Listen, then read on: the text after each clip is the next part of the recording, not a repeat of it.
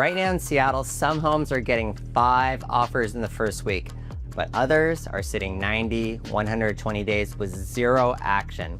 Same city, same market, totally different results.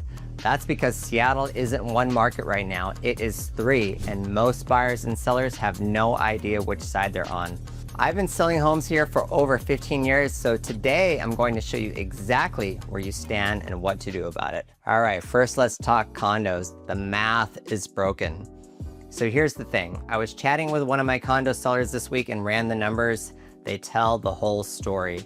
In Lower Queen Anne alone, you've got around 35 to 40 condos sitting on the market, all in a tight price range from the mid 300s to the mid 400s, and they're all within about a half mile of each other.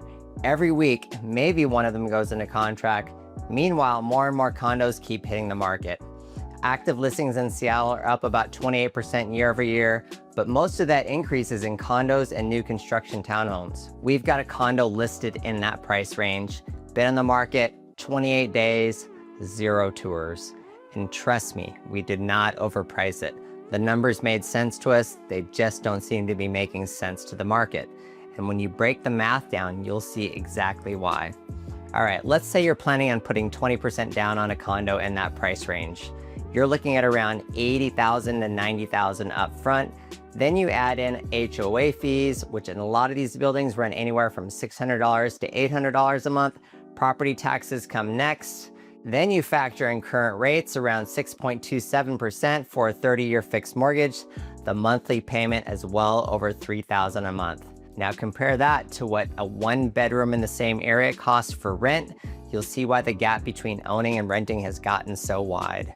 And it's really stopping buyers from moving forward. This math hits both the first-time buyers and the investors. So keep that in mind as we keep going, because the affordability picture looks totally different depending on which market you're actually in. Stick around. Now, first-time home buyers are looking at what that monthly payment is for condos, and they're just walking away. They just don't have the cash reserves to make it work. Investors are in the same boat. When you factor in HOA fees, property taxes, and current interest rates, the carrying costs push well past what any reasonable return would justify. So both groups are doing the math and they're walking away. Citywide, condo inventory is sitting at about 4.4 months of supply. That is a buyer's market, and sellers in this segment really need to operate with that reality in mind. But I've got some advice for condo sellers. Now that you know the challenges in the condo market, here is the deal. No shortcuts. You've got to nail down 3 things: condition, staging, price. Miss any of them, your condo's just gonna sit. Here's something a lot of sellers don't realize until it's too late. When buyers see a string of price reductions on your listing, they're gonna think one of 3 things. They're gonna think the sellers are desperate, or they wonder what's wrong with the place. Worst of all, they never even saw it because it was overpriced from the start and it didn't show up in their search results. That last one is the silent killer. Small price reductions barely register with buyers, but if you make a bigger move, like cutting 5% or more, that gets attention. You'll get a fresh MLS number, you'll show up again on Redfin and Zillow as a new listing, and it hits everyone's saved search alerts. It's like relaunching a brand new listing. So if you're gonna drop the price, make it count. If you need to sell fast, undercut the market, come in below comparable listings, and you'll get movement. But if you got some time to wait, you can price it right from day one, get it staged, and be patient. You may be looking at 90 days or more. Both paths can work. What doesn't work is panic dropping in small increments. That just signals distress without creating any urgency. We've had condo sales recently that worked really well while others in the same building sat. The difference wasn't luck. We did everything to get it ready, priced it right from the start, found the buyer. The formula works even in a slower market, but only if you execute on all 3 parts. By the way, if you're trying to figure out where your property fits in this market right now, reach out. Whether you're a seller working through pricing strategy or a buyer looking for where the opportunity is, my contact info is in the description below. Now let's change the subject a bit and talk about townhomes. Imagine yourself standing in your 4-year-old townhome feeling great about it.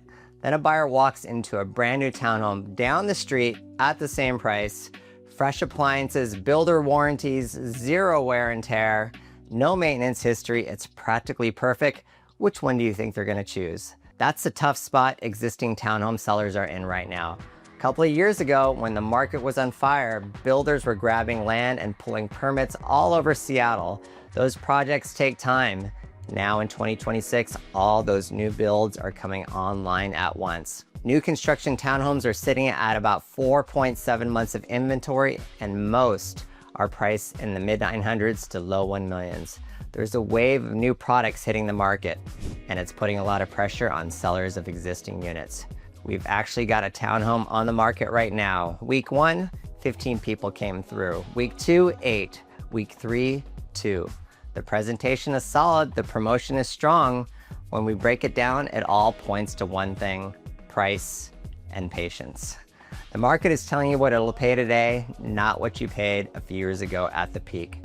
But when we get into single family homes, I'm going to show you exactly why that same pattern plays out completely different there. Stay with me. All right, let me share some advice for townhome sellers. Here's the hard truth. If you bought a townhome 2 or 3 years ago, near the peak, you might not get back what you paid. And on top of that, you're now directly competing against brand new townhomes. But there are things you can do to stay competitive. Make your townhome feel new. That is the key. Fresh paint throughout, appliances that look new, even if they aren't actually brand new, and get a pre-inspection done before you list. Hand that report to buyers up front. It removes a major hesitation point. Buyers can see the condition clearly, no surprises, no anxiety about what they're walking into, and price it for what today's buyer will actually pay, not for what you paid a couple of years ago.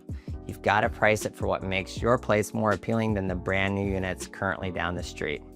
Do these things and you'll be competitive. Skip any one of them and the new construction will win by default. All right, let's talk about single family homes. It's a completely different world right now. Single family homes are actually sitting at just 2.1 months of supply. And the reason for that gap comes down to something I call the lock-in effect. Here's the deal. People who bought homes in great neighborhoods when interest rates were at historic lows have almost no incentive to sell.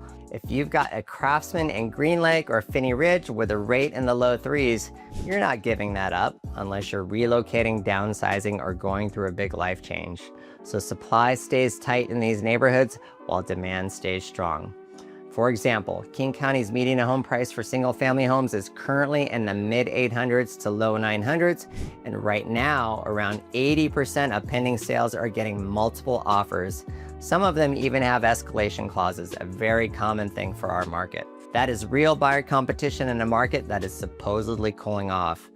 But there's a lot of uncertainty in Seattle's tech market right now. Buyers are aware of job shifts at major employers like Amazon and Microsoft, and that is making them cautious. They're not about to overpay for a home unless they're absolutely sure about it.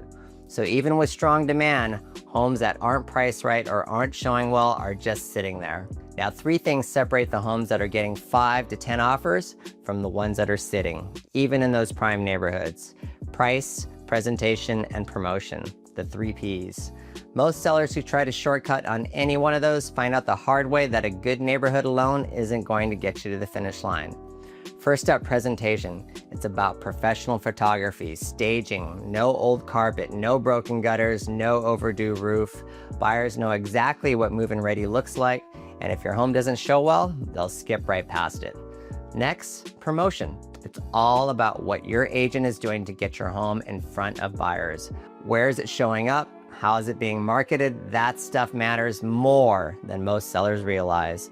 And finally, price. You've got to price it for what the market will pay today, not for what it would have paid back in 2021. Buyers are calculating their monthly payments. They know exactly what comparable homes are going for. The data is available. If you're not priced right from the start, you won't get any showings. And if you don't get showings, nothing else matters. Nail all 3 and you're in the game. Skip even one of those and even a great location won't save you. Seattle isn't punishing buyers and sellers right now. It's just exposing the ones who came in with the wrong playbook. Which market you're in determines everything, and now you know exactly where you stand. If you're trying to figure out how to price or wait or move on your property right now, email me at hello@mwagnerteam.com today. I'll give you a straight read on the best approach for your situation. And if you're still considering a move to Seattle, the video I've linked here covers 9 things you need to know about living in Seattle in 2026. Watch that before you make any moves in this market. Thanks for watching. I'll see you on the next one.